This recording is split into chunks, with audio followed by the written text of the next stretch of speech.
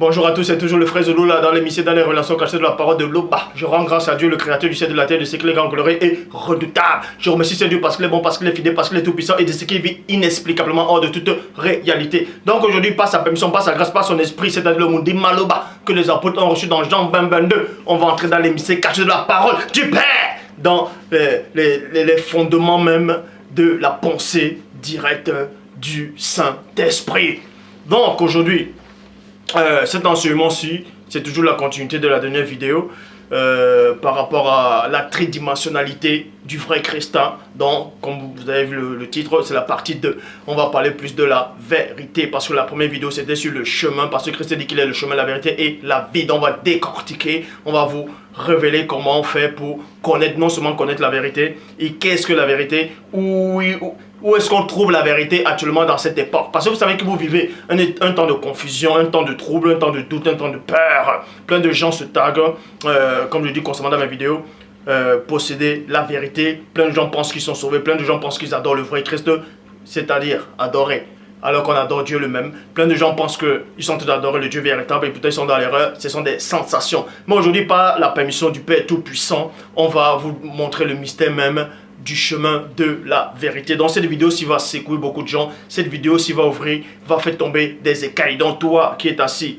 sur ton canapé au salon, sur ta chambre, peu importe si tu es dans le métro, dans le RER, dans le bus, peu importe si tu es en train de marcher en route, que tu as ton light-up, tu as ton iPhone et d'autres peut-être vont plus tard télécharger cette vidéo aussi et qui pourront la voir plus tard dans le calme. Le message ici est pour toi, donc ouvre les oreilles, ouvre les yeux et vérifie tout ce que je vais te dire par la permission du Père Tout-Puissant. Donc je vous exhorte, d'abord avant de vous exhorter d'aller dans Jean chapitre 18 au verset 38, vous savez qu'il est dit dans Proverbe 19:2 que le manque de science n'est bon pour personne. Le manque de science c'est quoi? Ce manque de connaissance, le manque de discernement, c'est le manque de savoir. Parce que le peuple de Dieu en tout cas périt par manque de connaissance. Parce que plein de gens qui sont autoproclamés pasteurs, révérends, bishop, maréchal, apôtres, prophétesses, diaconesses, qui n'ont aucune connaissance, aucune substance spirituelle, ce sont des embryons spirituels. Bon, dit même embryon spirituel, c'est un grand honneur pour eux, parce que quand on dit embryon spirituel, le mot spirituel apparaît. En fait, ce sont des embryons charnels. Bref, je viens dire en fait qu'ils connaissent ce Dieu véritable, que le Saint-Esprit de Dieu les a dit. Plein de gens, vous allez dans les assemblées, partout dans le monde entier, c'est-à-dire toutes les religions qui existent dans le monde entier. Vous voyez, ils sont tous dans l'erreur, ils mentent tous, ils pêchent constamment et ils disent qu'ils sont avec le Dieu véritable. On va vous montrer le chemin de la vérité. Donc, avant de dire que vous connaissez Dieu, avant de dire que, soi-disant, le premier-né Christ vous a apparu, avant de dire peut-être que vous êtes en communion avec le Père Tout-Puissant, on va vous révéler ce qu'il faut faire d'abord pour être en communion avec le Dieu véritable. Et dans Proverbe 19, dans Proverbe 25:2, la gloire de Dieu est de cacher des choses et la gloire des rois est de sonder les choses. Vous voyez. Mais néanmoins, il dit dans Deutéronome 29:29 que les choses cachées sont au Père, les choses révélées sont à vous, sont aux créatures, sont aux humains. Néanmoins, ce Dieu terrible et redoutable dit par son Esprit Saint, le monde dit Maloba, que les apôtres authentiques, comme je dis constamment, ont reçu dans Jean 20:22, dans Jérémie 33:3, demande-moi et je te relèverai des choses cachées, des choses que tu ne sais pas. Ce que vous ne savez pas, c'est quoi? Et la plupart des gens savent, c'est qu'il est dit dans Jean chapitre 18 au verset 38. On vous dit ici là que Pilate, selon Jean, selon l'évangile de Jean, Pilate a une conversation avec le premier-né, ils ont changé les mots et les phrases. Vous voyez, Pilate l'a regardé droit dans les yeux, dit ceci, Pilate lui dit 2 points. Qu'est-ce que la vérité? Qu'est-ce que la vérité? Bon, je vous pose à vous la question maintenant. Qu'est-ce que la vérité? Qu'est-ce que la vérité? Vous voyez, Pilate lui dit ici, qu'est-ce que la vérité? Et dans la Bible des peuples, il dit, où est la vérité? Point d'interrogation, où est la vérité? Donc Pilate ici, là, quand il a eu la conversation avec le premier-né, il a compris en fait que la vérité, si la vérité existe réellement, comme le Christ le dit, parce qu'il dit qu'il est venu rendre, il est né, et c'est pour ça qu'il est venu dans le monde pour rendre témoignage à la vérité. Vous rendez témoignage de la vérité, en fait. Et Pilate lui dit d'abord, qu'est-ce que la vérité? Et ensuite, dans la Bible des peuples, il dit, où est la vérité? Parce que Pilate a compris, pendant la conversation avec le premier-né, que la vérité forcément se trouve quelque part, dans ce monde-ci, dans votre plan physique, que le Père Tout-Puissant a envoyé C'est ça qu'il a dit. Maintenant, Pilate dit, qu'est-ce que la vérité? Où est la vérité? Et toi qui me regardes actuellement, tu vas te dire, mais c'est quoi la vérité? La vérité, est-ce que la vérité c'est les livres saints? Est-ce que la vérité c'est un livre saint? Est-ce que la vérité, qu'est-ce que la vérité exactement? Est-ce que la vérité c'est un endroit où on va prier? Non, c'est pas ça la vérité. La vérité se trouve dans Jean 17, 17 qui dit ceci. Dans la Bible des peuples, rends-les saints grâce à la vérité. 2 points. Ta parole est la vérité. Donc on vous apprend ici que la vérité c'est la parole de Dieu. La vérité c'est la parole du Tout-Puissant, du Père qui vit inexplicablement hors de toute réalité. Donc la vérité, ce n'est pas ton livre, soi-disant que tu considères comme saint. Mais la vérité authentique, c'est cette vérité qui a créé l'univers, qui a créé le cosmos, qui a créé cette réalité-ci, qui a créé toutes choses qui existent. Et cette vérité, c'est la parole du Père, du Tout-Puissant, de Dieu. Et on va vous présenter cette vérité. Parce qu'il est dit, dans Jean 17, 17, comme tu peux vérifier, comme je viens de le dire, rends-les saints, grâce à la vérité. 2 points, ta parole est la vérité. Donc pour être saint, parce que Dieu dit, soyez saints, car je suis saint. Et vous savez que Dieu est au-delà de la sainteté. Tous ceux qui s'approchent du Seigneur, du Père, doivent être saints. Et comment on fait pour être saint? Pour être saint, c'est la parole de Dieu qui vous sanctifie. Et c'est la vérité de Dieu qui vous sanctifie. Donc si vous n'avez pas cette vérité en vous, si vous n'avez pas écouté la vérité, si la vérité ne vous a pas pénétré, si le Père ne vous a pas rendu saint par sa parole, par sa vérité, vous ne pouvez pas approcher vers le Père. Et vous ne pouvez pas avoir la prétention de dire que Dieu vous a dit. Non. Parce que Dieu, quand il parle, c'est la vérité, c'est la sainteté, c'est la pureté. Il n'y a qu'un saint qui peut entendre les paroles du saint. Et dans la Bible, en français courant, il dit, fais qu'il soit entièrement à toi, virgule, par le moyen de la vérité. Ta parole est la vérité. Point. Je m'arrête d'abord dans ce point et j'entre dans les profondeurs. Vous devez comprendre ici que pour plaire à Dieu, il faut être dans la vérité. Pour appartenir âme, esprit et corps à Dieu, il faut être dans la vérité. Si vous n'êtes pas dans la vérité, si vous avez une petite partie de vérité et que le reste vous vivez dans le désordre, dans le mensonge, vous ne pouvez pas appartenir à Dieu. C'est aussi simple que ça. Parce que Jacques le dit. Celui qui pratique les commandements et qui oublie un seul, tout ce qu'il a fait là ne sert à rien. Parce que Christ dit, je m'en vais, car le prince de ce monde arrive. L'ancien jadis chérubin ouin vient. Et il n'a rien de lui en moi. Donc, Christ qui incarnait la vérité du Père, Christ qui incarnait la parole du Père, à son temps, à son époque, et là même spirituellement aussi, a fait comprendre à ses apôtres que lui doit partir, car le prince de ce monde arrive. L'ancien jadis chérubin ouin arrive. Et on sait que c'est le père du mensonge. Donc tout ce qui est dans le diable ne peut pas être dans le Christ. Donc Christ n'a rien du diable en lui. Donc Christ n'a pas le mensonge en lui. En fait, quand Christ dit il n'y a rien du diable en lui, il parlait pas seulement de lui. Il parlait aussi de tous ceux qui sont avec lui. Il parlait de son église. Il parlait de ceux que la parole de Dieu, ceux à qui la parole de Dieu a sanctifié. Donc, pour appartenir à Dieu, pour entrer dans la cité du Père, pour faire partie de l'enlèvement de l'église glorieuse, sans tache, il faut être dans la vérité. Il faut fusionner avec la vérité. Il faut être dans la parole, dans ce chemin-là. Et c'est ce chemin qu'on va te présenter maintenant. Donc tout ce que je venais de dire, c'était l'introduction. Maintenant, on va entrer même dans le cœur du message. On ressort de ce point. Il est dit dans Jean 8, 32, Bible du semeur. Vous connaîtrez la vérité, virgule, et la vérité fera de vous des hommes libres. Vous voyez? vous connaîtrez la vérité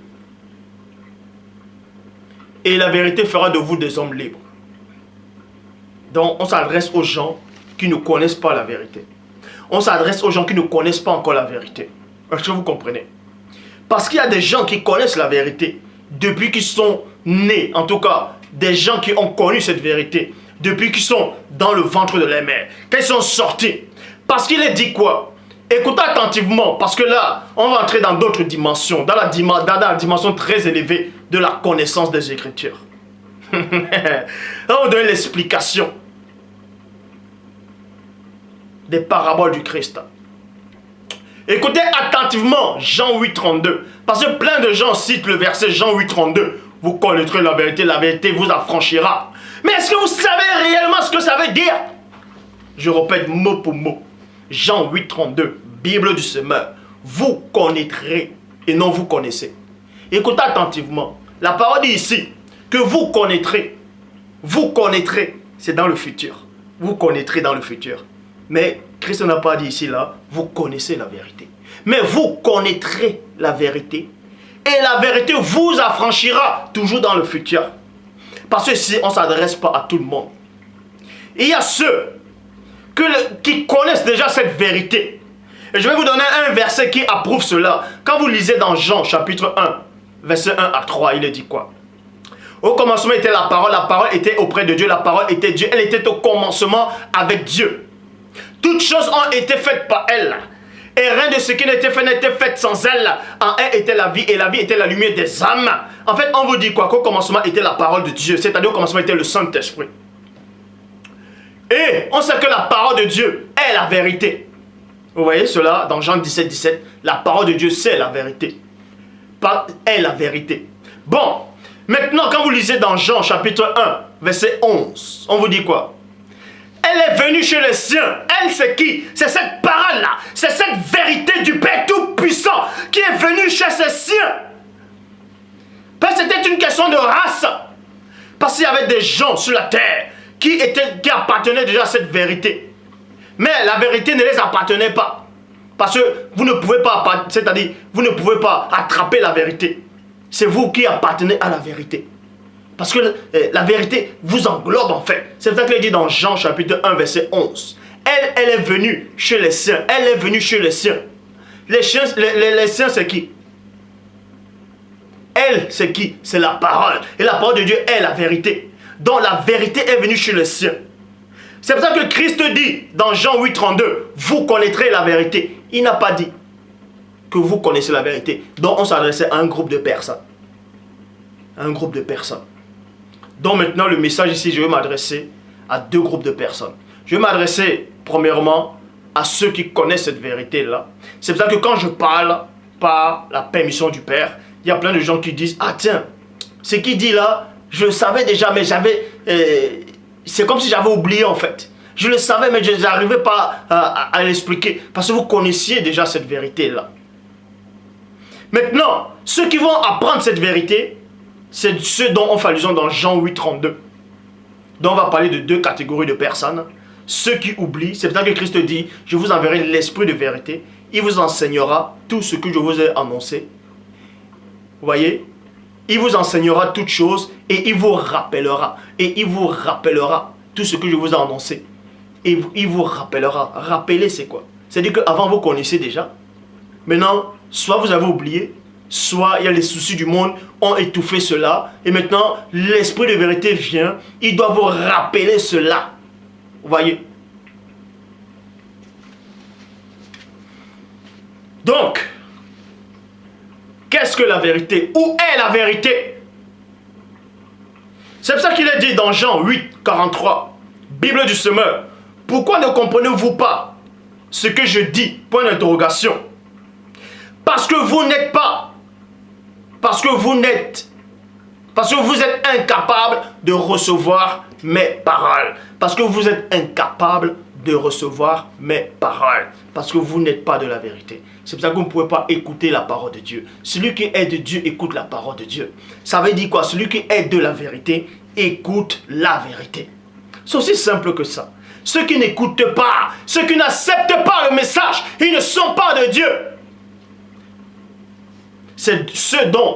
c'est eux, donc, on fait allusion dans Jean 8,32, vous connaîtrez la vérité. Maintenant, ce n'est pas, quand on dit vous connaîtrez la vérité, ça ne veut pas dire que c'est obligé que vous allez connaître cette vérité. Non, il y a une condition. Il y a une condition. Verset 44, Bible des peuples. Vous appartenez à votre père le diable et vous cherchez à satisfaire les désirs de votre père. Depuis le commencement, il a été homicide. 2 points. C'est que la vérité n'était pas en lui, et il ne s'est pas maintenu dans la vérité. Il est menteur et père du mensonge. Et le mensonge lui vient tout naturellement. Point. Donc, vous allez comprendre ici qu'il y a une marque du diable. L'enseignement que je vais vous donner va choquer beaucoup d'entre vous, c'est-à-dire va bouleverser beaucoup d'entre vous, va déstabiliser beaucoup d'entre vous, va enlever beaucoup d'écailles, vous voyez, et la connaissance de plusieurs en mentera. Remarquez ici, je relis, écoutez attentivement, dans Jean 8, 44, vous appartenez à votre père le diable, et vous cherchez à satisfaire les désirs de votre père. Depuis le commencement, il a été homicide. C'est que la vérité n'était pas en lui et qui ne s'est pas maintenu dans la vérité. Il est menteur. Il est menteur et père du mensonge, virgule, et le mensonge lui vient tout naturellement. Ça veut dire quoi? Maintenant, on va entrer dans un autre plan en fait. Le plan, c'est quoi? C'est que, et vous savez tous qu'il y a une marque. Tous ceux qui appartiennent à Dieu ont une marque sur eux. Et la marque là, c'est le sceau, c'est le Saint-Esprit.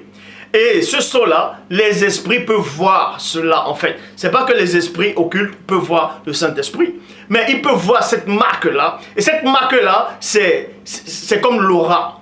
C'est un symbole en fait. C'est comme l'aura et c'est aussi en même temps la parole de Dieu qui vous couvre, qui vous garde. Est-ce que vous comprenez? Et Satan aussi, les fils du diable, tous ceux qui ne sont pas de Dieu, tous ceux qui n'acceptent pas la vérité que j'apporte, ont aussi une marque du diable. Et on va vous montrer cette marque-là. Et la marque du diable, c'est le mensonge. La marque du diable, c'est le mensonge. Et quand vous êtes dans le mensonge, quand vous êtes hors de Dieu, il y a une marque qui est en vous, il y a un aura. Il y a l'aura qui vous enveloppe. Et cette aura-là, c'est une lumière. Et c'est une lumière du diable. Pour ça, on va vous donner l'exemple par rapport à un homme que vous connaissez tous. Avant, on le connaissait sous le nom de Saul.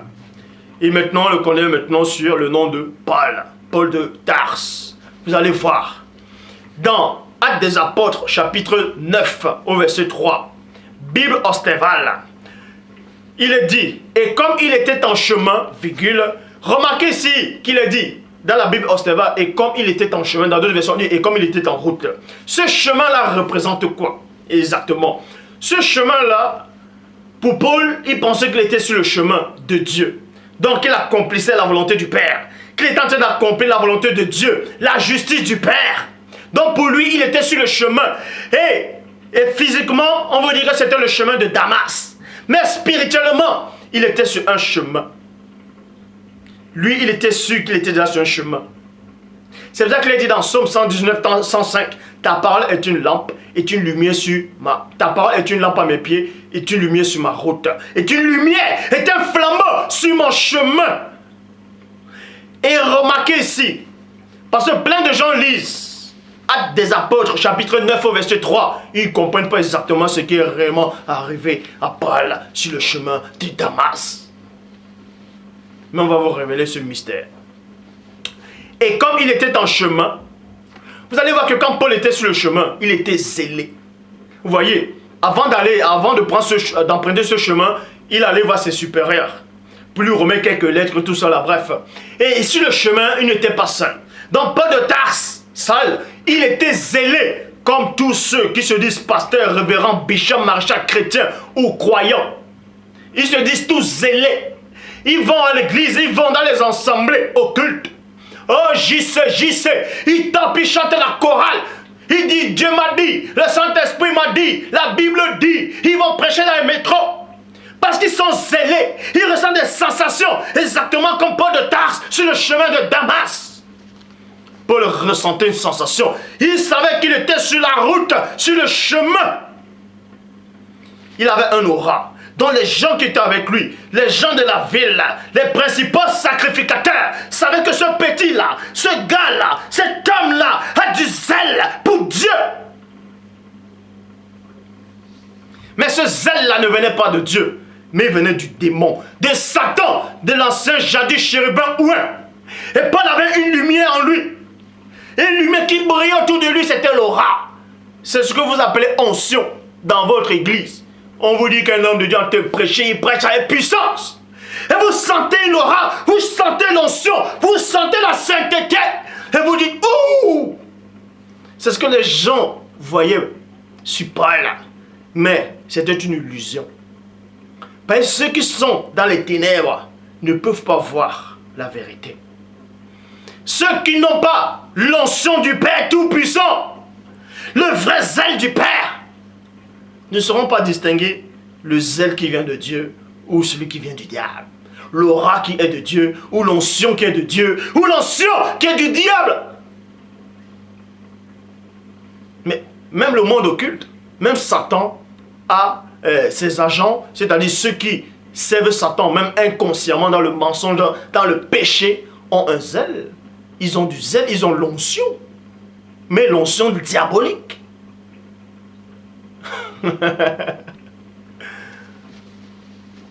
Donc, on vous dit ici, là, Paul était en chemin. Et la plupart de tous ceux qui se disent chrétiens dans ce monde, toutes les religions, je dis bien confondues dans le monde entier, se disent tous être sur le chemin. Ils étaient exactement comme Paul de Tarse, comme Saul.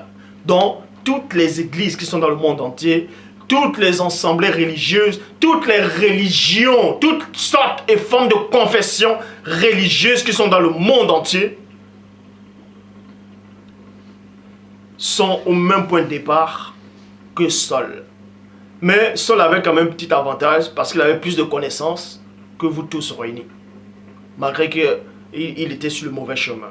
Mais bref, dans l'état de toutes les religions dans le monde sont où Paul de Tarse était sur le chemin de Damas. Et ils ont tous le zèle. Vous voyez, ils vont prier, prier, prier. Ils vont montrer aux gens qui prient. Ils vont montrer aux gens qui sont zélés, qui ont l'onction, qui sont saints, qui craignent Dieu. Mais c'est l'onction diabolique. Et c'est ce que Paul avait. Mais lui croyait être dans le vrai. Parce qu'il avait l'approbation des anciens qui étaient corrompus. Il avait l'approbation de ses aînés spirituels qui étaient corrompus. Il avait l'approbation des gens qui ne savaient pas lire. Il avait l'approbation du peuple qui était ignorant, qui était né dans le péché, qui vivait dans le péché et qui mourait dans le péché. Exactement l'état de toutes les religions. Exactement votre état à vous qui me regardez. Vous avez un zèle, mais un zèle amer. Votre zèle est amer. Il n'est pas sur le bon chemin. Dans Paul, il voulait persécuter la parole du Père. Il voulait détruire l'église du Père. Mais personne, aucune créature ne peut détruire l'église. Donc tous ces gens qui sont malades spirituellement, qui viennent dire que l'église de Christ est malade. Le vrai Christ dit à Pierre, à Pétro, à Képha, tu es Pierre et sur ce rocher, je bâtirai mon église. Et les portes du séjour des morts ne pouvoiront point contre elle. Ça veut dire, aucune force ne peut affaiblir l'église de Christ. Parce que Christ est l'église. Christ est le corps. Et il a le pouvoir de dominer. Donc, tous ceux qui disent que l'église est malade, que dans l'église il y a le péché, ça c'est pas l'église de Christ. C'est pas l'église du vrai Christ. Non. Parce qu'il a dit, les portes du séjour des morts ne pouvoiront point contre elle. Les forces occultes n'auront pas de pouvoir sur l'église sans tâche glorieuse. Parce que l'église n'est pas née des hommes. L'église est née d'une révélation, de la révélation par excellence, du Père.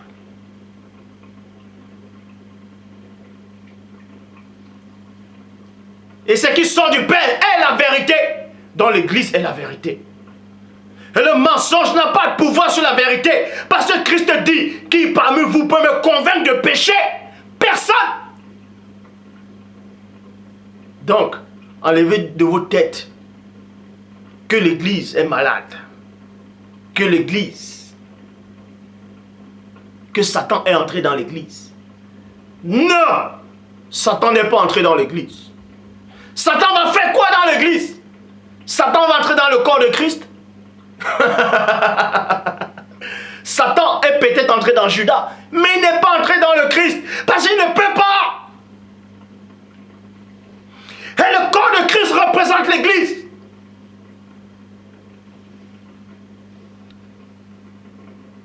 Donc on va vous révéler le chemin de la vérité. Donc Paul de Tarse était sur le chemin. Lui pensait qu'il était sur le chemin, le premier chemin. Dans la vidéo que vous avez vue là, le chemin. Et maintenant il pensait qu'il était encore sur le chemin de la vérité.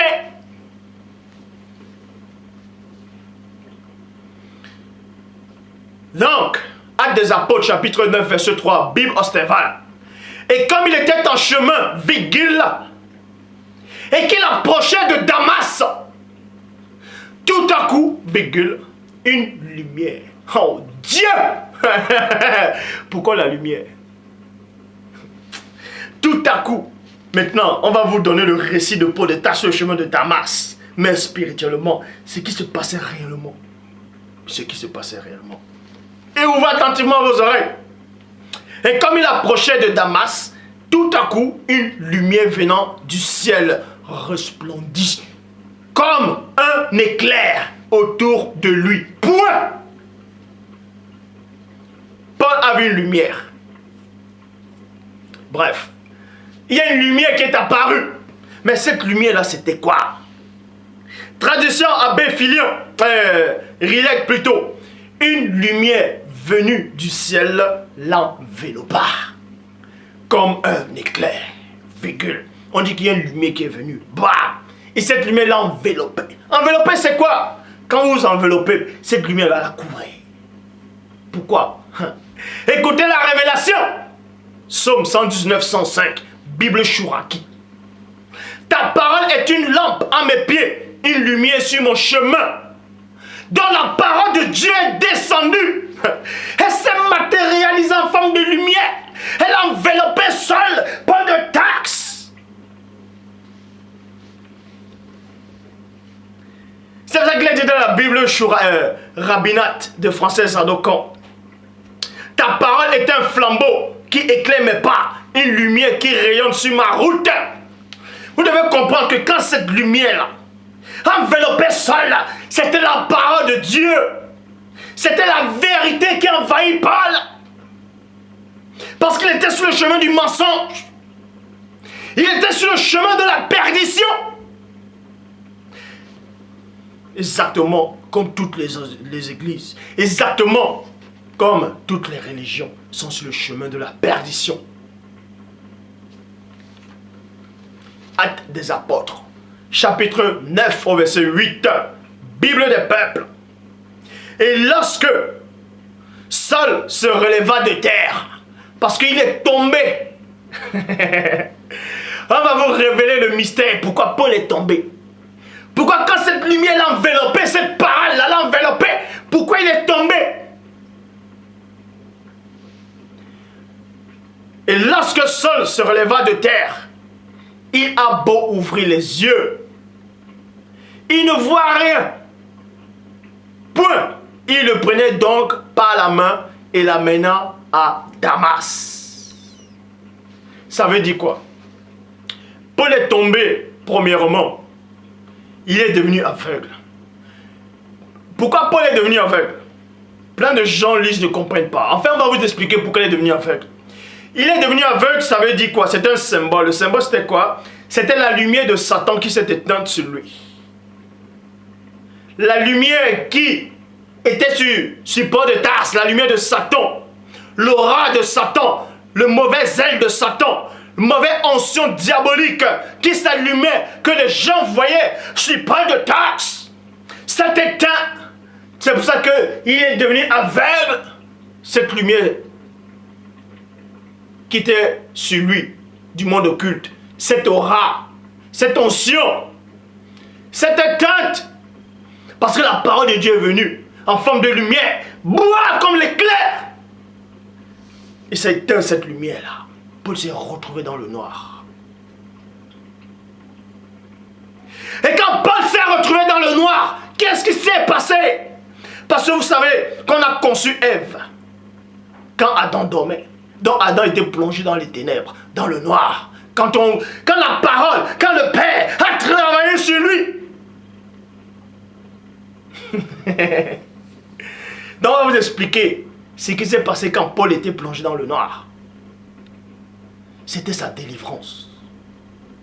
Donc tous ceux qui disent encore que Dieu les a dit, le Saint-Esprit les a dit, Christ les a dit. Est-ce que tu as connu ta délivrance? Comment est-ce que tu as connu ton appel? Comment est-ce que tu as reçu ta délivrance? Pas des sensations, pas un faux pasteur qui te dit, ah toi, j'ai vu des grandes choses sur toi, tu seras footballeur. Tu vas travailler avec les grands de ce monde. Mensonge. Ça, c'est pas la délivrance. Comment tu as reçu ta délivrance? Comment tu es venu vers le Père? C'est un homme simple, un faux pasteur qui t'a parlé de Dieu. On va vous révéler comment entrer dans le chemin de la vérité. Donc, Paul, premièrement, il est tombé. Il est devenu aveugle. Ça veut dire que la lumière qui rayonnait autour de lui, c'est-à-dire la lumière de Satan, l'aura de Satan, le zèle de Satan, s'est éteinte. C'est pour ça qu'il est dit dans Deutéronome 18, 18. Non, Deutéronome 28, 28. Bible du rabbinat français Zadokan. Le Seigneur te frappera de vertige. Les vertiges, c'est quoi? Quand tu as les vertiges, tu te mets à bouger. Excusez-moi.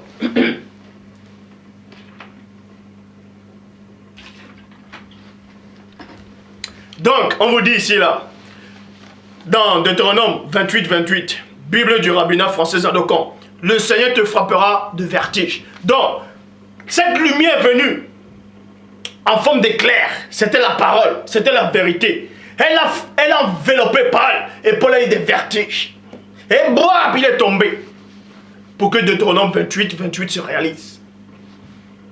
Le Seigneur Dieu te frappera de vertige et de cécité. Cécité, c'est quoi? C'est d'aveuglement et de perturbation morale. Donc, d'égarement d'esprit. Verset 29, Bible second 21. Et tu tâtonneras en plein midi. Écoutez la révélation.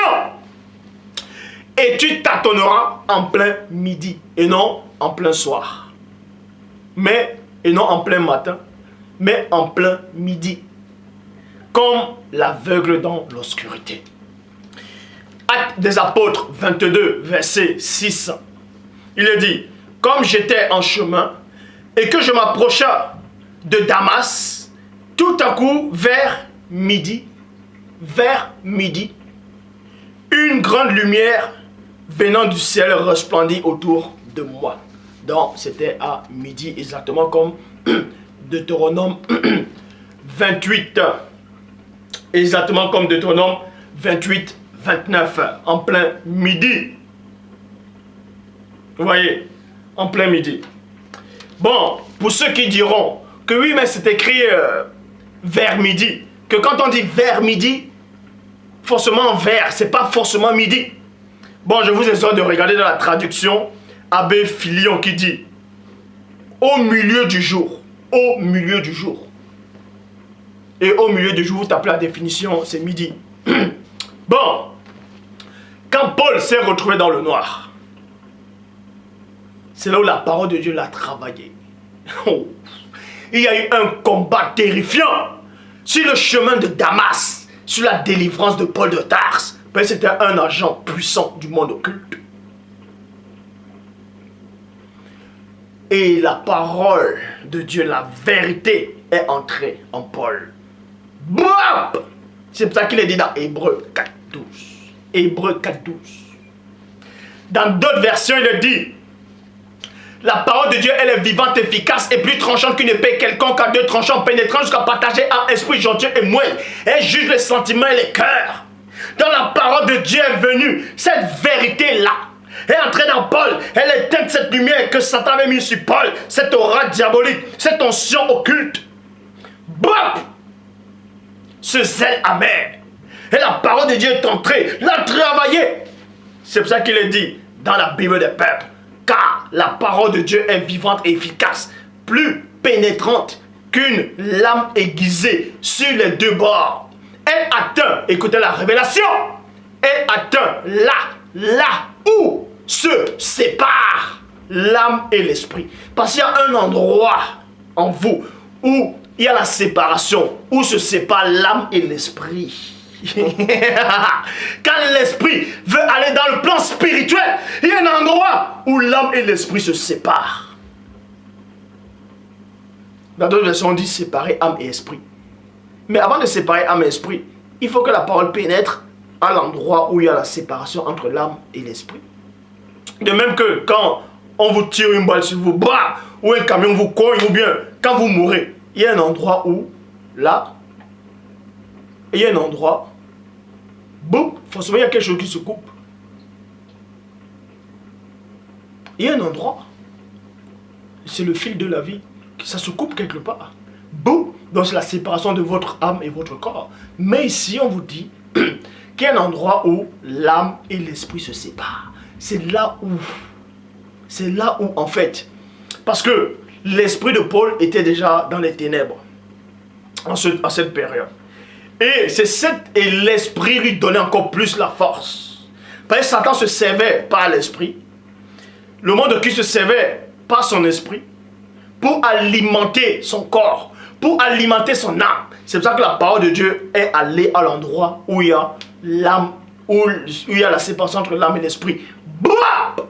Il a séparé. Âme, esprit, jointure et moelle. Tous les démons qui étaient là, bouap! La parole les a travaillés. Oh.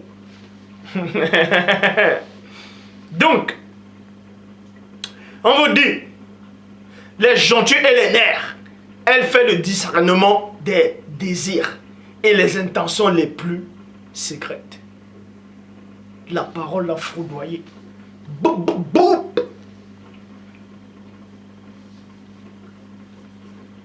Exactement dans Daniel chapitre 10 à partir du verset 4. Où Daniel dit qu'il était au bord du grand fleuve qui est Hiddekel. Il a vu un homme vêtu de lin. Les autres qui étaient là n'ont pas vu cet homme vêtu de lin avec Daniel. Mais ils ont pris la fuite pour se cacher. Parce qu'ils ont senti des vibrations spirituelles qui se dégageaient. Et Paul a subi ça. Actes des Apôtres chapitre 9 verset 9. Il resta aveugle pendant 3 jours. Et sans boire et sans manger.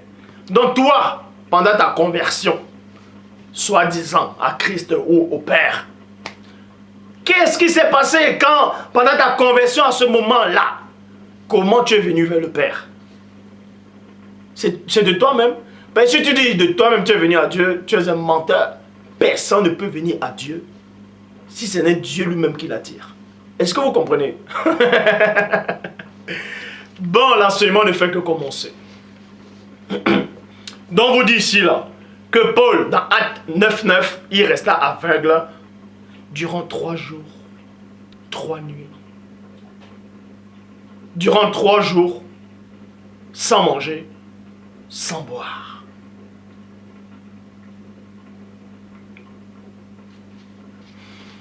De même que Jonas fit 3 jours et 3 nuits dans le ventre du poisson. Le Fils du Père, c'est-à-dire le premier-né, aussi a fait 3 jours dans le sein de la terre. Il allait prêcher. Il allait apporter la parole. Il allait s'aimer. Donc Paul aussi devait être 3 jours pour être délivré. Et durant ces 3 jours-là, Qu'est-ce qui s'est passé? Qu'est-ce qui s'est passé? Qu'est-ce que Paul est en train de ressentir? On va pas vous expliquer ça. Ça va peut-être dans une autre vidéo. Mais, il y a quand même un mais. Le mais c'est quoi? On dirait que, pas qu'on dirait, le nombre 3 a suivi Paul. Remarquez que Paul est resté 3 jours sans manger, sans boire et dans les ténèbres. Et maintenant, pendant sa conversion et après sa conversion et dans sa marche, le chiffre 3, le nombre 3 a suivi Paul. Pourquoi? Écoute attentivement. De même que Christ, quand il a transfiguré, Pierre, Képha, Pétro, a vu 3 personnes. A vu Élie, a vu Moïse, a vu le premier-né. 3 personnes. 3, le nombre 3. Et Christ a fait 3 jours. Paul a fait 3 jours dans les ténèbres, dans l'obscurité. Après, plus tard, il y a les nombres 3 qui l'ont suivi. Pourquoi? 2 Corinthiens, chapitre 11, verset 25. 3 fois, j'ai été battu de verge. Virgule. Vous voyez, 3 fois j'ai été battu de verge. Pourquoi 3 fois? Bon, 1 fois, j'ai été lapidé. 3 fois, j'ai fait naufrage. Vous voyez, toujours le 3 qui vient. J'ai surnagé 1 jour et 1 nuit entière. 2 Corinthiens, chapitre 12, verset 8, dit ceci. 3 fois, j'ai prié le Seigneur de l'éloigner de moi, c'est-à-dire un ange déchu de Satan. Vous voyez, le nombre 3. Ça va être dans une autre prochaine vidéo, en parlant de Paul de Tars. Donc vous dit ici là, 2 Corinthiens chapitre 11 au verset 31. Dieu, virgule, qui est aussi le Père du Seigneur Christ, c'est lui qui est béni à tout jamais, que je ne mens point. Vous voyez? On vous apprend que Christ n'est pas Dieu. Parce qu'il y a des fausses versions qui montrent aux gens que Christ est Dieu, alors que les mêmes versions se contredisent. Maintenant, comment connaître la vérité? Comment connaître la vérité? Qu'est-ce que la vérité? Jean, chapitre 6, verset 44, dit ceci. Nul ne peut venir à moi si le Père qui m'a envoyé ne l'attire. Et je le ressusciterai au dernier jour. Donc, tous ces gens-là, je le dis encore, qui vont adorer ou prier JC, ce faux JC qu'on a inventé, soi-disant il y a de cela 2000 ans, par ce Borgia. Dieu qui est au-delà de toutes choses. Dieu, sa parole, qui est la vérité, ne peut pas vous enseigner la vérité en vous envoyant vers un faux Christ. Ce n'est pas possible. Donc, avant de connaître le chemin de la vérité, on va vous donner la base. Avant d'entrer dans le chemin de la vérité, on va vous donner les fondements même. Bon, je répète, pour ceux qui n'ont pas compris, Jean 6, 44. Nul ne peut venir à moi, moi c'est qui? C'est Christ qui parle, c'est le premier-né. Et qui est Christ alors? Les gens confondent Christ. Les gens disent que c'est Borgia. D'autres disent il s'appelait JC, il avait de longs cheveux. C'est donc qui ce Christ? D'autres qui disent mais il est né en Palestine. D'autres qui pensent qu'il était blanc avec les yeux bleus. Mais la parole dit ici. Et d'autres qui pensent aussi que sa couleur n'était pas importante. Mais ce sont ces mêmes personnes qui téléchargent les photos de ce JC blanc aux yeux bleus. Mais la parole me dit ici, dans Jean 6, 44, nul ne peut venir à moi. Donc si vous avez accès à Christ facilement,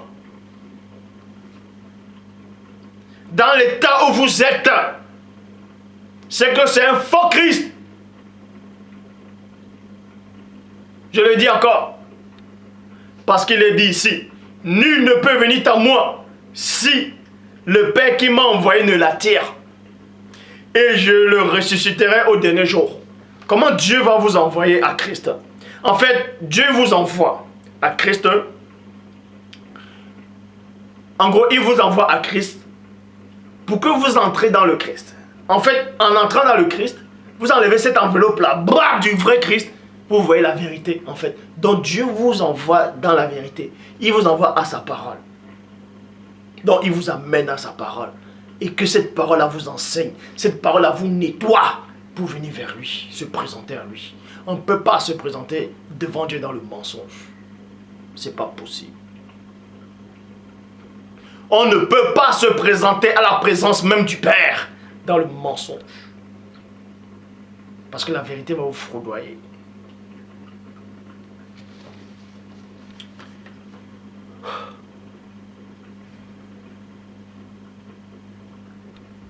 Donc,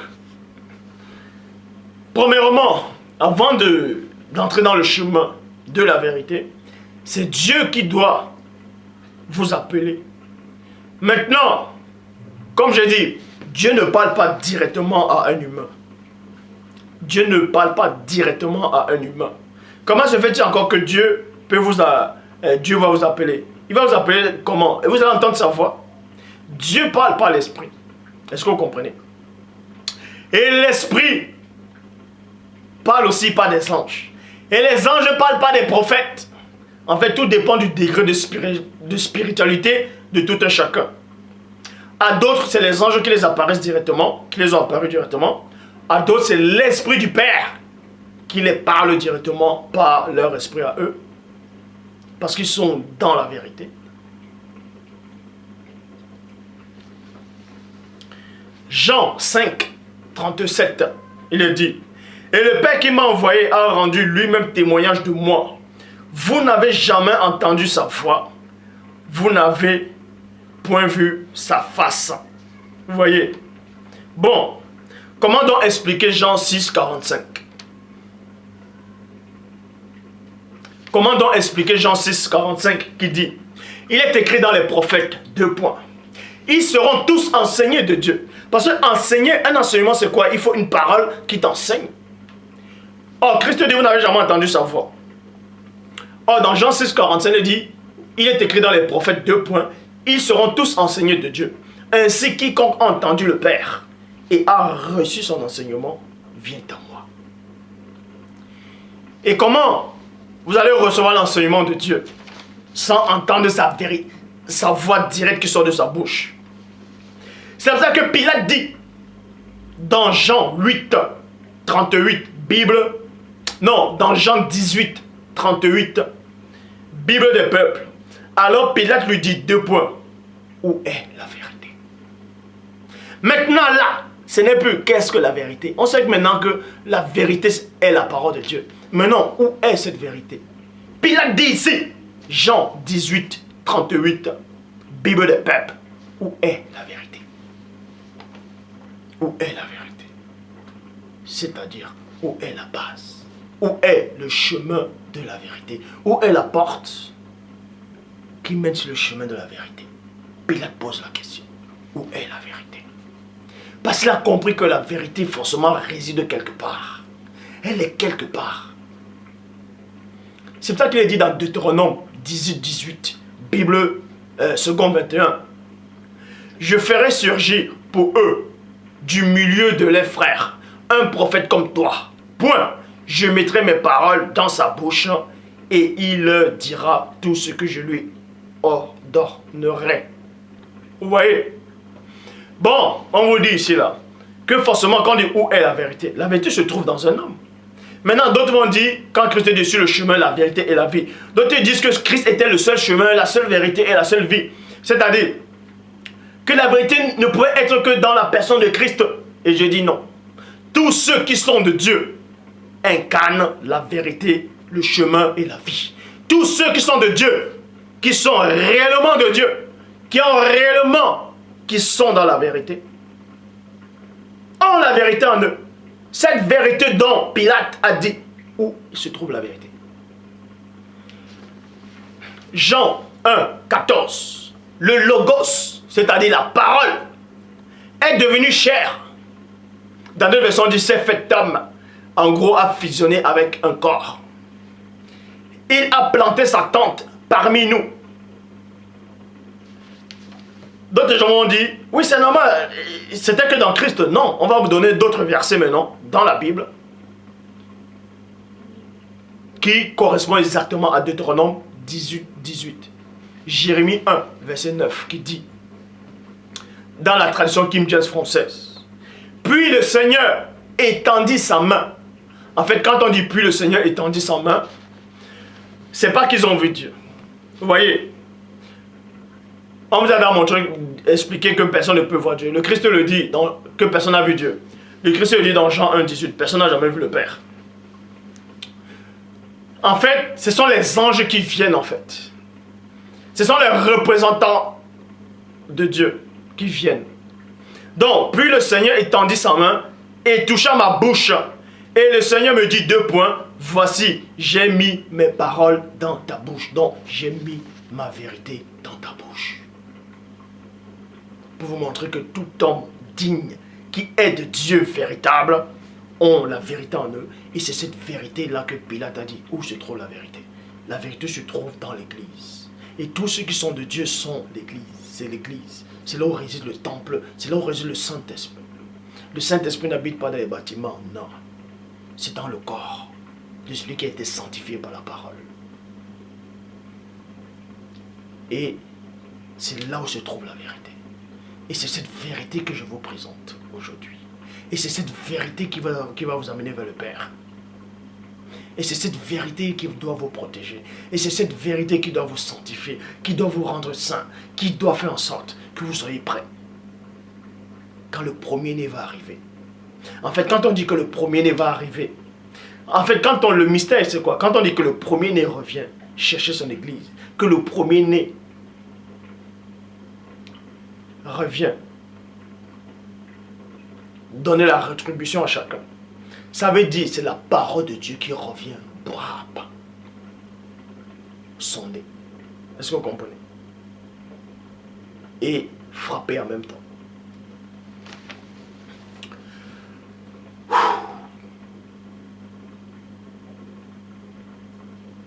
Exode chapitre 4 au verset 12. Il est dit, Bible des peuples, va donc, 2 points, je mettrai dans ta bouche les paroles que tu devras dire. Vous voyez? Donc on s'adresse à plusieurs personnes qui étaient réellement avec Dieu. Que tout homme de Dieu a la parole de Dieu, a la vérité de Dieu en lui. Luc 12, 12. Dans la Bible seconde 21. En effet, le Saint-Esprit vous enseignera au moment même ce qu'il faudra dire. Vous voyez, Jean 16, 13. Dans la Bible des peuples.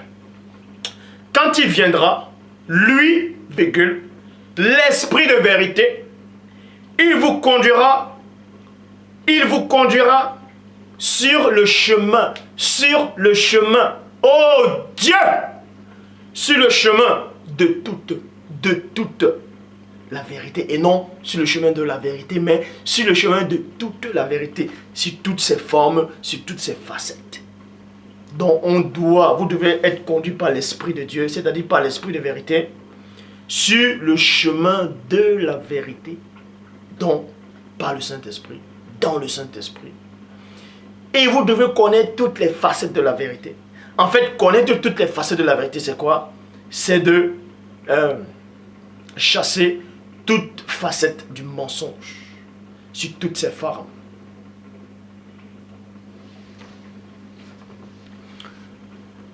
Jean 16, 13, Bible des peuples.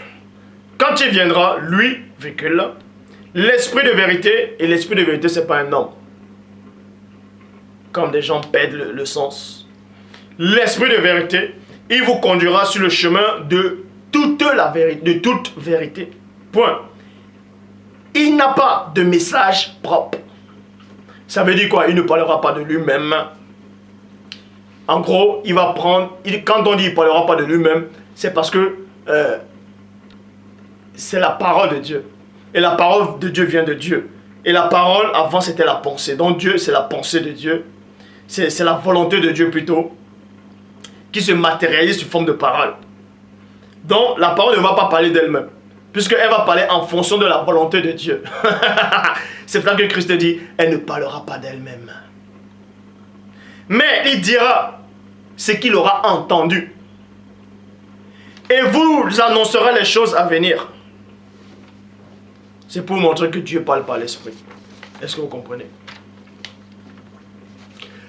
Galates, chapitre 5, au verset 16, Bible du semeur. Je vous dis donc ceci, laissez.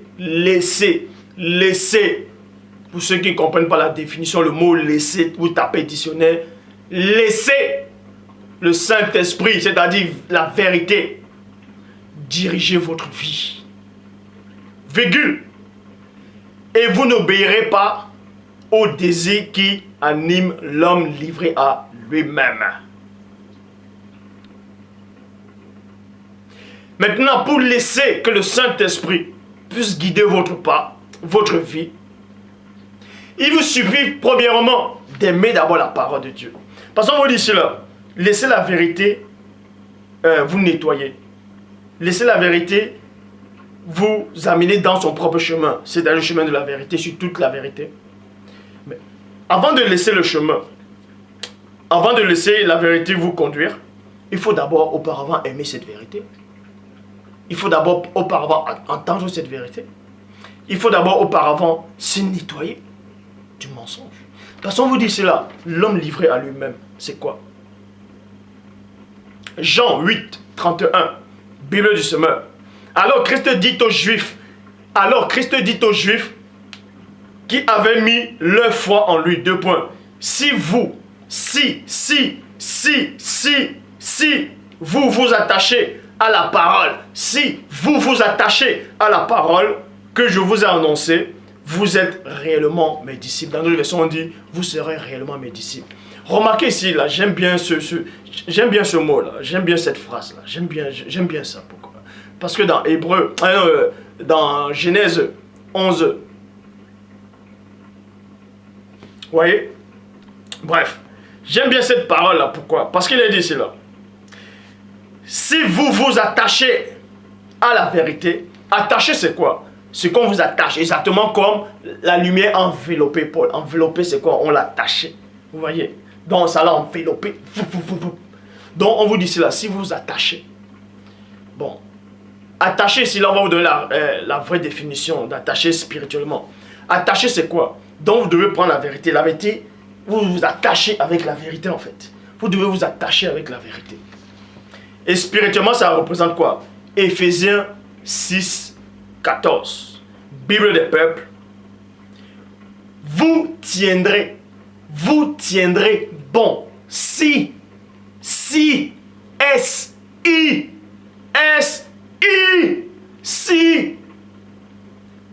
vous avez la vérité pour ceinturon. Oh, loba. On vous dit, vous tiendrez bon. Et non, vous êtes entretenu bon. Mais vous allez tenir bon. Vous allez persévérer. Vous allez plaire à Dieu. Si, le mot si apparaît. Si vous prenez cette vérité-là comme une ceinture. C'est pour ça qu'il est dit, dans la Bible Parole de vie. Alors, debout, prenez la vérité comme ceinture. Donc, la vérité sur les âmes spirituelles du croyant, la vérité représente la ceinture. Vous voyez? La vérité représente la ceinture. C'est-à-dire que si vous enlevez la ceinture, votre robe va tomber, on va voir votre nudité. Et la nudité, c'est là, en tout cas, dans ce contexte-ci dont je suis en train de parler, représente le péché. Maintenant, vous dites cela, debout, et prenez la vérité comme ceinturon. Et la vérité, c'est quoi? C'est le contraire du mensonge. La vérité, c'est quoi? C'est le contraire de tout ce que ne plaît pas à Dieu. Et on va vous révéler cela. Donc, vous faites déjà toc-toc à la porte de la vérité. Il y a des choses que vous devez renoncer. Tous les fardeaux que vous avez, renoncez à ça. Et on va vous présenter ces fardeaux. Les fardeaux, c'est quoi? C'est le mensonge. C'est pour ça qu'il est dit dans Éphésiens, chapitre 5, Éphésiens 5, 4, qu'on n'entend ni parole malhonnête, ni bouffonnerie. Les bouffonneries sont des blagues. Ni plaisanterie. Vous voyez? Virgule. Donc, on va décortiquer ce que ça veut dire. Pour connaître la vérité, pour être attaché, quand vous êtes attaché, quand la vérité vous attache, comme la ceinture, ça ce sont les âmes spirituelles. Si vous êtes dans la vérité, vous ne pouvez plus mentir. Est-ce que vous comprenez? Vous ne devez pas mentir. Parce que celui qui ment est du diable. Parce que le diable est le père du mensonge. Le diable est le père du mensonge. Et le diable, on le surnomme le malin. Pourquoi? Parce qu'il est malin. Le mensonge, ce n'est pas seulement quand vous sortez une phrase dans la bouche, le contraire de la vérité. Le mensonge peut c'est-à-dire, vous pouvez mentir par des gestes. Je prends l'exemple, et ça arrive à beaucoup de personnes. Toi qui me regardes actuellement, toi qui prends le bus, quand tu vas entrer dans le bus, tu sais que tu n'as pas un ticket pour composter, ou bien une carte, que ce soit la carte orange ou la carte Navigo, peu importe, ou la carte imaginaire, tu n'as pas ta carte pour composter. En entrant dans le bus, tu mets quand même la main dans la poche pour que le conducteur te voit en train de mettre dans la poche. En gros, tu fais croire au conducteur que tu as une carte et que tu vas la valider. C'est déjà un mensonge. Tu es en train de lui mentir par des actes. Et ça, ce n'est pas la vérité. Donc, avant d'entrer dans le chemin de la vérité, il faut renoncer à tout ça. Donc, tu mens par tes gestes. Tu fais croire que tu as une carte dans la main, dans la poche pour valider. Et ça, c'est un mensonge. Il y a d'autres qui sont dans le bus ou dans le train ou dans le TGV, peu importe. Le contrôleur vient contrôler. Il dit votre ticket. Vous savez en vous-même que vous n'avez pas de ticket en vous. Mais vous cherchez, vous dites, ah, je l'ai mis où? Ah, vous cherchez, vous voulez faire perdre le temps au contrôleur pour qu'il parte. Ça, c'est un mensonge. Parce que vous savez en vous-même que vous n'avez pas de ticket en vous. C'est un mensonge. Vous avez déjà un ticket qui n'est plus valide. Vous venez quand même pour le valider. Vous savez en vous-même que ce n'est plus valide devant les contrôles, devant les gens. C'est un mensonge. C'est un mensonge. Et le diable est le père du mensonge. Comprenez que en Dieu, il n'y a pas de mensonge. La parole de Dieu est la vérité. Donc, si la parole de Dieu est en vous, vous devez renoncer à toutes sortes et formes de mensonges. Tout cela maintenant, remarquez que je ne suis pas là pour vous condamner ou pour vous accuser ou pour vous pointer le doigt devant Dieu. Non. Je suis là pour vous montrer le chemin de la vérité. Pour vous montrer les paroles de vérité. Ce qu'il faut faire, ce qu'il faut abandonner pour plaire à Dieu, pour venir sur le chemin de la vérité. Vous ne pouvez pas marcher, vous ne pouvez pas prétendre connaître la vérité. Vous ne pouvez pas prétendre être sur le chemin de la vérité et avoir des pratiques occultes et avoir le mensonge comme ceinture. Vous travaillez avec les papiers des autres. Vous êtes devant un employeur, vous présentez les papiers de votre ami, d'un cousin, d'une autre personne. Vous faites croire à cette personne-là en face que c'est vous qui êtes sur la photo, que c'est votre nom. C'est un mensonge. C'est un mensonge devant Dieu. Vous allez peut-être dire, oui, mais je dois faire comment? Si je ne fais pas, je vais manger comment? Je vais faire comment? Vous limitez Dieu parce que vous n'êtes pas dans la vérité. Parce que vous n'êtes pas de la vérité. Parce que la vérité n'est pas en vous, n'est pas sur vos reins comme la ceinture. Ayez confiance en Dieu. Parce que vous doutez de Dieu. C'est pour ça que vous dites, mais je vais faire comment? Toujours je. Arrêtez de vous appuyer sur vos sagesses, sur vos raisonnements. Confiez-vous au Père. Proverbe le dit. Ne t'appuie pas sur ta sagesse. Reconnais-le dans toutes tes voies, dans tous les chemins que tu peux emprunter. Il aplanira tes sentiers. D'autres vont venir en Europe, aux États-Unis, un peu partout dans le monde. Ils vont voyager avec les papiers d'une autre personne. C'est un mensonge. Vous allez peut-être dire, oui, mais dans le pays où j'étais, il y a la guerre, il y a la misère, il n'y a pas de travail, je fais comment? Ah, je fais comment? Je fais comment? Rien n'est impossible à celui qui croit. Rien n'est impossible à Dieu. Parce que si tu es de la vérité, tu ne vas pas t'inquiéter. Dieu dit. Et quand Dieu dit c'est la vérité, ne t'inquiète pas. Ne promène pas les regards inquiets. Ne promène pas. Ton Père te dit aujourd'hui, par sa parole, ne promène pas les regards inquiets. Il est là.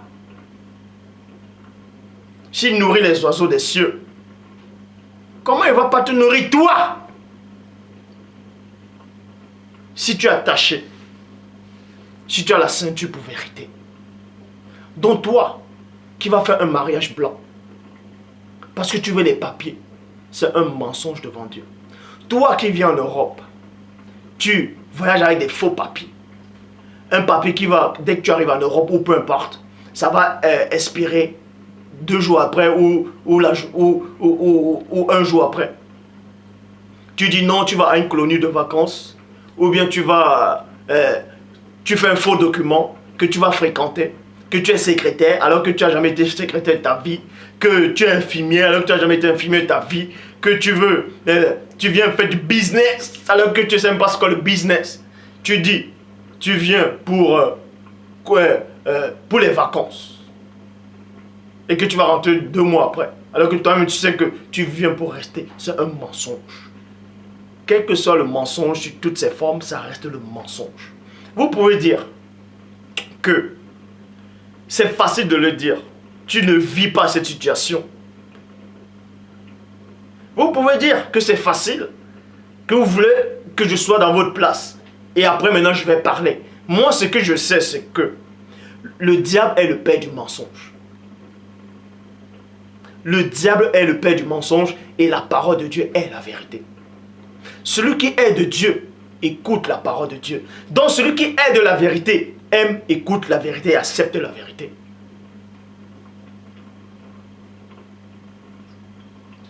Toi,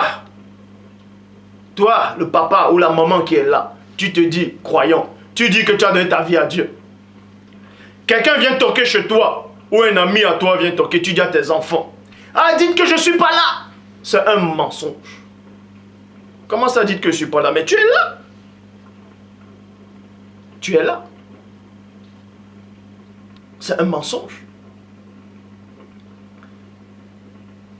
Toi, qui fais des blagues, on te dit, va acheter quelque chose. Peut-être va acheter la boisson, ou va acheter la viande, ou va acheter du riz. Bref. Après, tu arrives. Tu dis, ah, j'ai oublié ton paquet. Après ça, la personne se lève, tu dis, non, j'ai pas oublié, c'était une blague. Je voulais voir ta réaction. C'est un mensonge.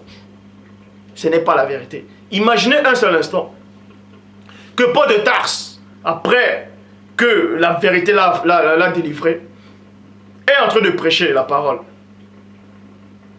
Ou bien imaginez Christ est en train de prêcher. Après, au moment, il dit à ses apôtres, ah, regardez, il y a un ange qui est là. Les apôtres se retournent, ils regardent. Et Christ dit, ah, il rigole, il dit, ah non, c'était une blague, je voulais voir votre réaction. Ça reste un mensonge. Le mensonge, c'est le mensonge. Que ce soit en rigolant, que ce soit pas des actes, que ce soit pas des gestes, ça reste un mensonge. Ça reste un mensonge. Quelqu'un vient sonner chez vous, il vous appelle, vous voyez son appel à 15 h. Après un autre jour, vous voyez la personne, vous ne répondez pas. Après un autre jour, vous voyez la personne là. Il dit, mais j'ai appelé chez toi à 15 h, tout ça là. Tu dis, ah, j'étais pas là. Vous êtes un menteur.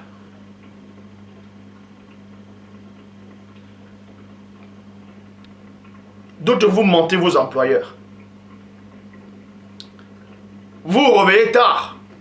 Vous avez dormi tard, vous avez fait la fête. Vous avez vu un film, une émission, peu importe, vous avez veillé tard avec d'autres frères ou d'autres personnes sur Internet, sur Facebook, peu importe. Vous dormez tard et vous vous réveillez tard. Le réveil sonne, vous n'entendez pas, vous allez travailler. Vous arrivez en retard au boulot parce que vous avez dormi tard et vous vous réveillé tard. Vous n'avez pas entendu le réveil. Et vous arrivez, vous dites à votre employeur, ah, c'est le bus est arrivé en retard, mon bus n'est pas passé. C'est un mensonge. Le mensonge, ça reste un mensonge. Je le dis encore. Le mensonge reste un mensonge. Tous ceux-là qui viennent, qui vont voyager, ils vont prendre un nom. C'est-à-dire, ils vont prendre un faux nom, qui n'est pas le nom de leur acte de naissance d'origine.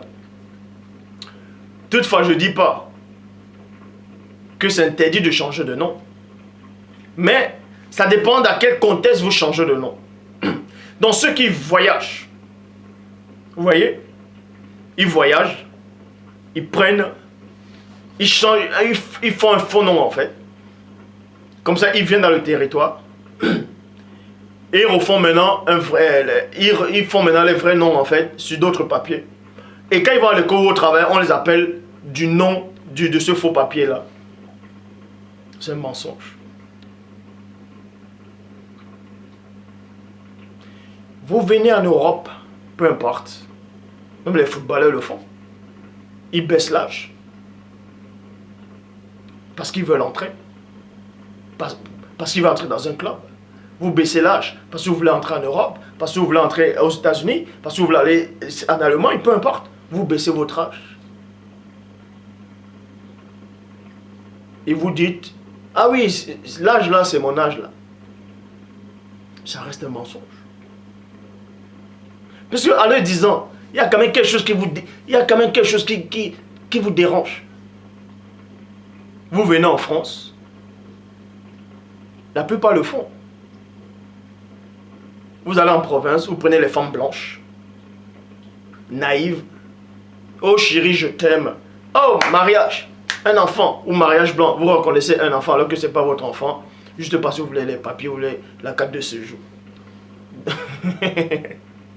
Ça reste un mensonge. Ça reste un mensonge. Attendez, vous vous imaginez? Vous travaillez avec les papiers d'une autre personne et vous dites que c'est vous. Et vous lisez la Bible, vous priez tous les soirs. Et vous pensez que Dieu vous écoute? Eh mais réfléchissons un peu, raisonnez un peu entre vous et moi. Toi qui es dans cette pratique-là, je ne t'accuse pas, je ne te juge pas, je te dis juste. Je te dis juste que réfléchissons un peu. Mais tu es dans le fraude, tu es dans la fraude, tu es dans le péché, et tu pries, tu ressens les sensations que Dieu est avec toi. En fait, tu travailles avec les papiers d'une autre personne. C'est-à-dire que ce n'est pas toi, c'est une usurpation d'identité, c'est un mensonge, parce que tu fais croire à l'État que c'est toi. Tu fais croire à ton employeur, le travail noir. En tout cas, le travail au noir. C'est-à-dire tu fais croire que c'est toi. Mais c'est un mensonge. Et tu as l'audace d'aller prier, d'aller à l'église, de chanter la chorale, tout ça, et dire que Dieu est avec toi. Donc tu veux me dire que Dieu approuve ton mensonge. En fait, tu vas dire que Dieu comprend. Ah! En fait, Dieu comprend le mensonge maintenant. Oh! Donc Dieu comprend le péché en fait. Non seulement il comprend et il tolère ton péché.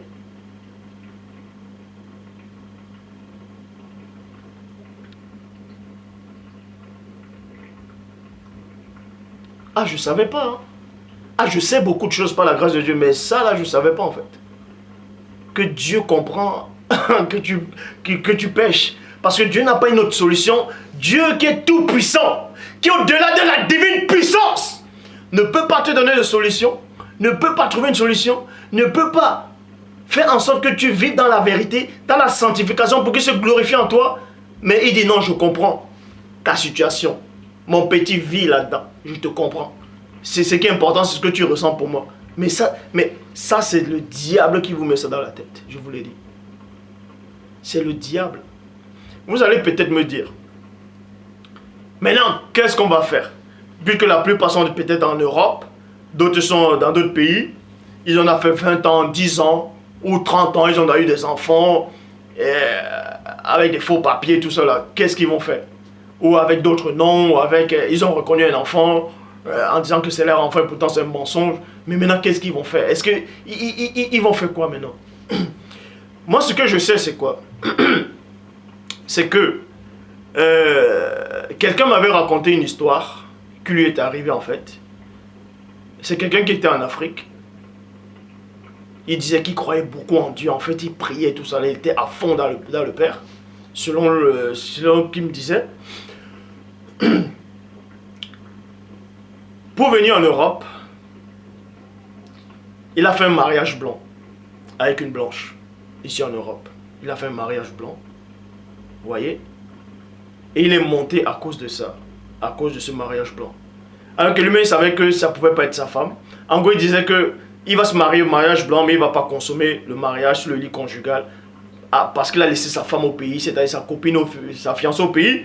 Comme ça, quand il sera bien ici, il va ramener sa copine. Et comme ça, il va divorcer avec l'autre. Ça, c'est la fraude. C'est de la fraude. Mais lui, il est monté comme ça. Il est monté comme ça, en fait. Il a eu une carte de séjour. Mais au fur et à mesure qu'il priait, au fur et à mesure qu'il lisait la Bible, il vivait sa vie spirituelle, c'était lourd pour lui, ça le dérangeait, ça le dérangeait, ça le dérangeait, ça le dérangeait. Vous voyez? Et ce qu'il a fait, c'est quoi? Il a écrit un courrier, il a écrit le début, comment il est arrivé en France, comment il a fait un mariage blanc, tout ça. Il allait au commissariat le plus proche de sa ville. Il allait voir la police, il a dit, voilà, je suis venu comme ça, d'une manière frauduleuse, selon votre état, selon votre règlement, tout ça là. Je ne peux plus vivre comme ça parce que ma conscience, sa conscience le juge, parce que pour lui, avec son Dieu, il ne peut pas vivre ainsi. Et la police a rigolé en fait. La police était stupéfaite, dit, oh mais c'est la première fois qu'ils entendent ça. Et il a fait comprendre à la police, maintenant faites ce que vous voulez. Moi je vais vivre en paix avec mon Dieu. Si vous voulez me renvoyer, si vous trouvez bon que vous voulez me renvoyer, tant mieux. Si vous trouvez bon de me laisser, tant mieux. Et on a mené ça au tribunal et on l'a laissé. On ne l'a pas rapatrié. Mais toutefois, je ne dis pas que tous ceux qui vivent dans cette situation, d'aller au commissariat vous dénoncer. Ce n'est pas ce que je dis.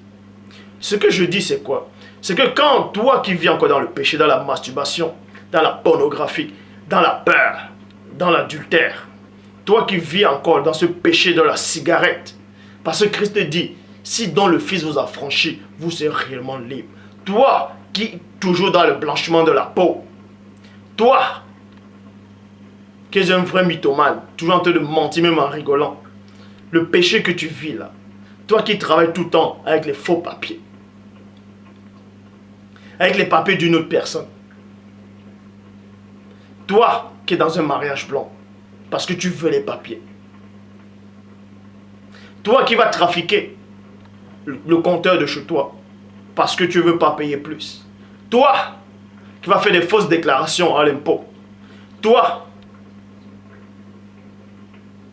qui fais ce que tu fais là, ce dont tu connais là. Je ne te dis pas d'aller te dénoncer. Je ne te dis pas d'écrire un courrier, d'aller à la police ou à la préfecture te dénoncer. Je ne te dis pas non plus de ne pas te dénoncer. Mais ce que je te dis, c'est qu'aujourd'hui, si tu entends ma voix, si tu entends la vérité qui sort de ma bouche, cette vérité du Père, va devant le Père. Je ne te dis pas d'aller devant le gouvernement. Je ne te dis pas d'aller devant la police. Je te dis juste, va devant le Père. Et prie le Père de te donner une solution. Mais avant de prier le Père, crois d'abord à sa vérité qui sort de ma bouche. Parce que si tu ne crois pas à cette vérité, tu demeureras dans le mensonge. L'ancien jadis chérubin aura toujours le pouvoir sur toi. Parce que toi qui veux renoncer à l'alcool, à la cigarette, à la colère, aux mauvaises pensées, et tu n'arrives pas. Pose-toi la question. Pourquoi le vrai Christ dit, si dans le Fils vous a franchi, vous serez réellement libre, et encore pas de tasse dit. Si Christ vit en vous, ce n'est plus vous qui vivez, c'est Christ. Si Christ vit en vous, comment se fait-il que le péché vous domine encore? Puisque le même Christ dit quoi? Qui parmi vous peut me convaincre de péché? Donc si Christ est en vous, le péché n'aura pas de pouvoir sur vous. Parce que la parole le dit. Pose-toi la question. Comment tu as reçu ton appel? Comment Dieu t'a appelé? Comment tu as donné ta vie au Père? Comment? Ça s'est passé comment? Dans une église catholique, pentecôtiste, évangélique. Quelle? Ce n'est pas des églises. Ce sont des mythomanes. Toutes ces religions sont fausses. Je ne suis pas là pour vous condamner. Je suis là pour montrer le chemin de la vérité. Pour plaire à Dieu. Pour entrer dans le chemin de la vérité. Il faut enlever toutes sortes de mensonges, toutes sortes de tromperies. Toutes sortes de tromperies. Toi qui vis encore dans l'homosexualité. Et cet esprit abominable te fait croire que Dieu t'aime ainsi. C'est un mensonge. Tu es une abomination devant Dieu. Renonce à cette abomination avant qu'il ne soit trop tard. Toi qui vis encore dans le mensonge, quelles que soient ces femmes, pourquoi tu as peur de dire la vérité devant un homme? L'homme c'est quoi? Tu as peur de dire la vérité devant ton employeur. Tu as peur de dire la vérité devant ton papa, devant ta maman, devant tes frères, devant ton ami. Pourquoi? Lui c'est qui devant Dieu? Il est qui dans le grand ordre des choses? Apprenez à dire la vérité. Levez-vous. La nuit approche. La nuit va bientôt partir. Les ténèbres vont disparaître. Et c'est le jour qui va approcher. Et le jour, c'est la vérité. Et la parole dit que les pécheurs ne peuvent pas tenir dans l'ensemble des justes. Dans l'ensemble de ceux qui sont dans la vérité. C'est normal que vous allez voir autant de religions. Ils sont tellement nombreux. Regardez les vies. Comment ils mentent comme ils respirent. Ils trichent, ils volent, ils insultent. Ils escroquent. Dieu n'agit pas ainsi. La parole du Père est vérité. Elle est esprit. Elle est vie.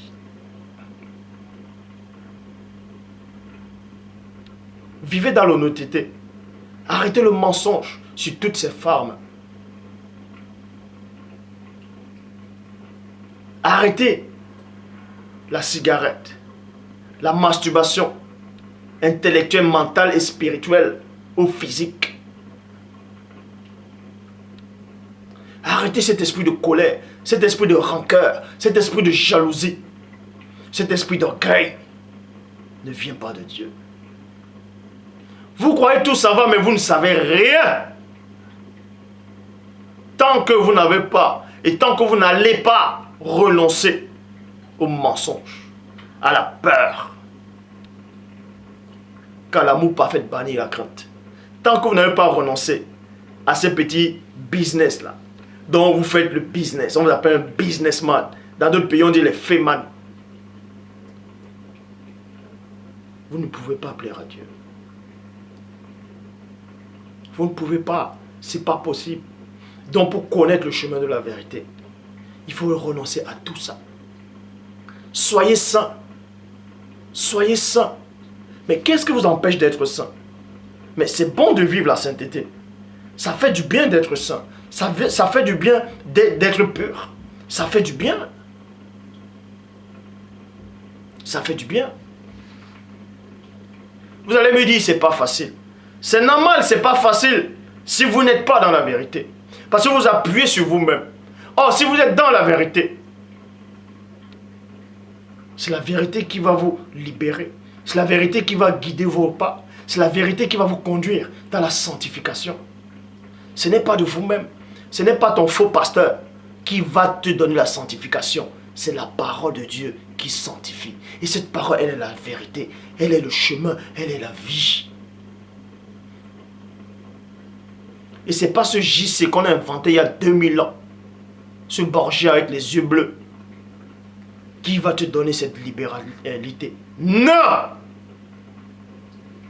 Depuis la nuit des temps, vous dites JC, JC. Mais vos vies restent pareilles. Vous êtes toujours en train de mentir. Vous vivez dans le péché, dans le mensonge, dans l'adultère, dans les moqueries, dans les murmures,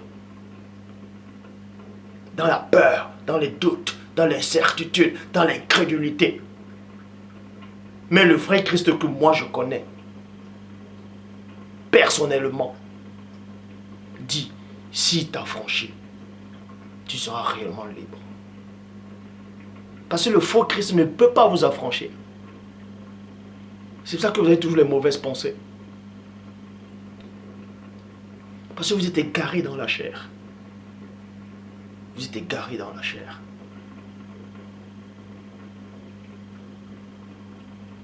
Donc, toi, le message t'a touché. Je sais qu'il y a d'autres qui vont pleurer. Va. Va devant le Père. Dis, Père, j'ai cru te connaître, mais je ne te connais pas. J'ai accepté les hérésies qu'on m'a enseignées. Vous dites ça, que vous avez accepté les hérésies qu'on vous avait enseignées quand vous étiez petit. Et que tu veux connaître celui qui t'a donné l'être, le mouvement, la vie. Que tu veux le connaître au-dedans de toi, à l'intérieur plus profond de tes entrailles, que tu veux réellement le connaître. Tu dis, je ne suis même pas digne de t'appeler Père.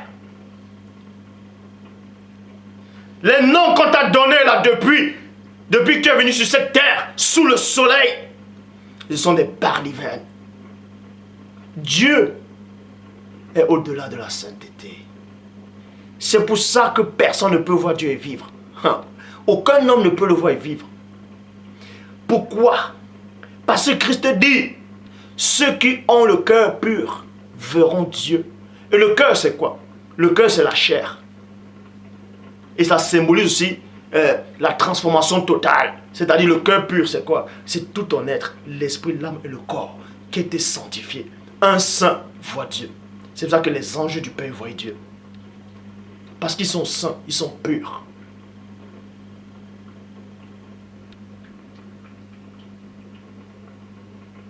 Dieu ne peut pas parler directement à un pécheur. Pour avertir le pécheur, il va passer par l'esprit.